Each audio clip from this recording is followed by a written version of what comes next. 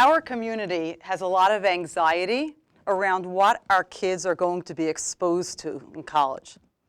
There's no small measure of irony in this, because first we're very anxious about whether they're going to get into college. Too soon. But then after that, we're anxious about what they're going to be exposed to in college. And in no area are we more anxious than when it comes to Israel. The amount of talk that we hear about anti-Israel sentiment on campus, anti-Zionism that even morphs into anti-Semitism, the amount of energy that we invest in thinking and worrying about this, it extends so far that sometimes at parlor meetings that we put on for parents of 8th graders, prospective high school students, they ask us, what are you doing to prepare the students to engage around Israel on college campuses? And this is not just a cause for concern in our narrow Orthodox community. In the broader Jewish community as well, this is the cause for a great deal of concern. Over the year and a half or so that I was working on this project for Machon Siach, I went to no fewer than 4 different conferences that were put on, dealing in whole or in part with this question of how do we prepare kids to engage around Israel on college campuses. And the recipe that our community has to offer seems to be the same. We prepare kids for campus advocacy. We arm them with a ready set of facts, with some information that they can offer about Startup Nation or Israel's great record on LGBT issues or women's rights. And we don't just do that so that they can be prepared to answer challenges that other people are going to raise. I actually think that we also feel like this is going to strengthen them in their own Zionist sentiments and commitments, so that when they hear whatever they hear on campuses, they will be prepared to respond.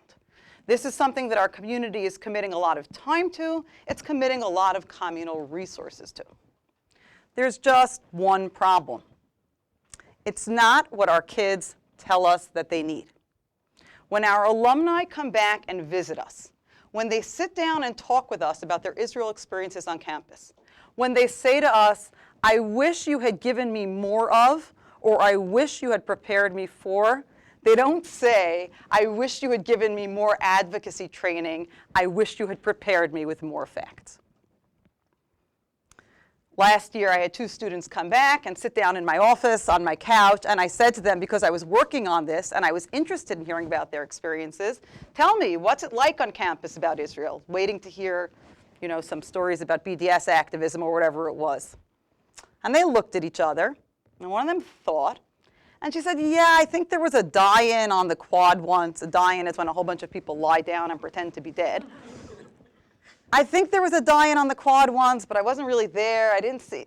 It didn't really sound like this was a big deal or something that loomed particularly large in their college lives.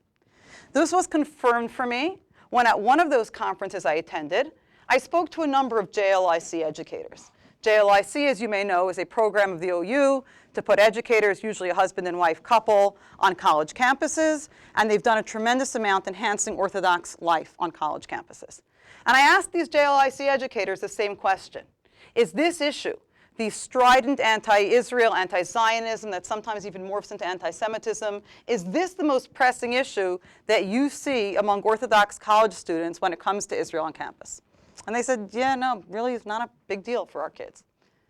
It's worth noting that some of these educators came from campuses that had recently been named in one of these clickbait top 40 worst campuses for Israel lists, which I think only exist to make Jewish parents anxious, because the schools that end up on those top 40 lists are schools that many tens of modern Orthodox students attend very happily. So that's not what our kids tell us that they need when they come back. Instead, what we hear from them is, I wish I had been prepared to engage in a more complicated conversation with more voices and more perspectives than maybe that I knew existed or was prepared to engage with. That's what I wish that I had gotten more of and that I had been better prepared for.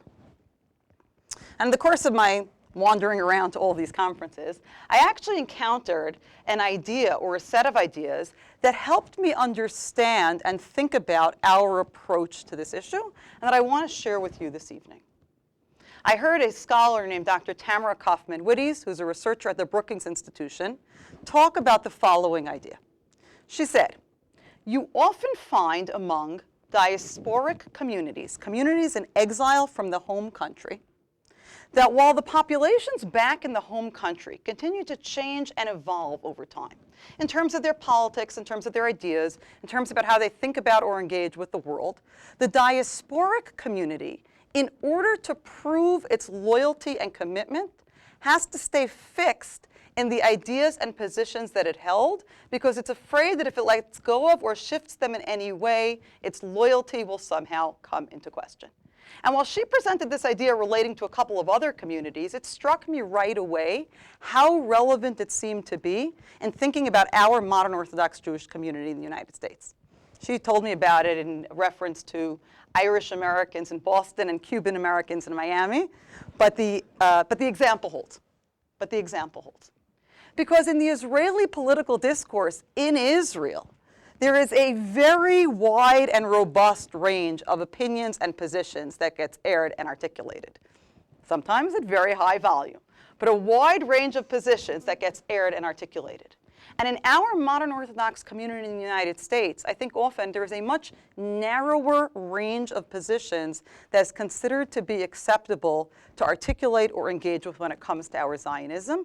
And I think that's because we are concerned in a way that Israelis are not, of having our loyalty questioned, of having our Zionism questioned, and of needing to establish that. And that's the difference between being an advocate, the outsider cheering Israel on, that all this advocacy training is preparing our kids for, and something else, which is a citizen. A citizen is an insider, a citizen is invested, and a citizen doesn't worry that her or his citizenship is going to be questioned regardless of what position or idea she or he articulates. And so to some extent, I think what we have to be thinking about doing with our kids when it comes to preparing them to engage around Israel is to be preparing them to think of themselves more as citizens than as advocates. Now, obviously, our American young adults are not citizens of Israel. This is a metaphor. It's not to literally say that they either have the same responsibilities or stake or ownership of the conversation that Israelis in Israel do.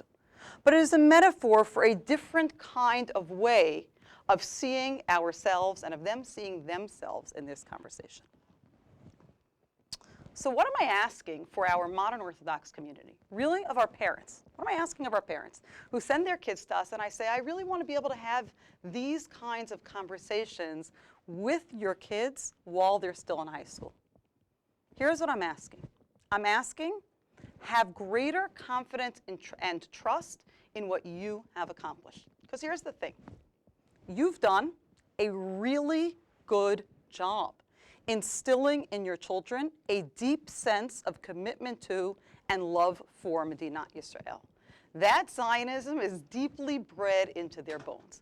We see it from them, that we see it in the Chagigot, and we see it in the celebrations, and we see it in all the manifestations of their commitment.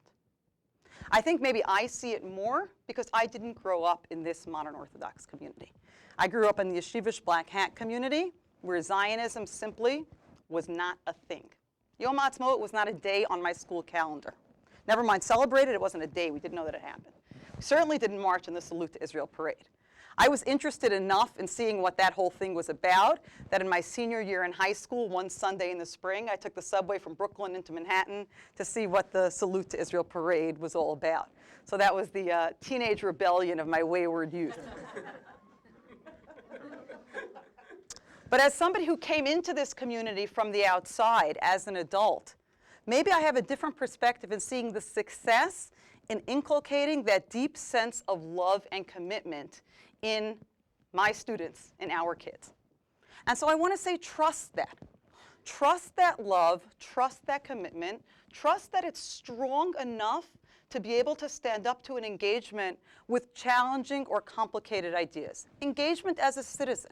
Engagement as an invested insider deeply committed to the enterprise, but nevertheless able to engage with challenging ideas, with different voices, with perspectives that it may push us beyond our comfortable limits to hear and to engage with.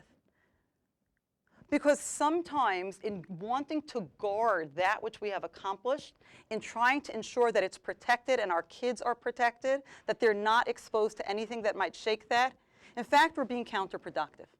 And instead of guarding that, preserving that, protecting that, what we're setting our children, our students, our young adults up for is to come back to us after they've been on campus and say, how come no one told me? How come no one engaged me with? How come no one exposed me to? We should have confidence, honestly, in the good job that we've done, in the success that we as a community have had in inculcating these Zionist commitments in our kids. And we should have enough confidence in that to trust that our young adults are able to engage with these challenging ideas without being shaken in those commitments as citizens, as invested insiders. Thank you.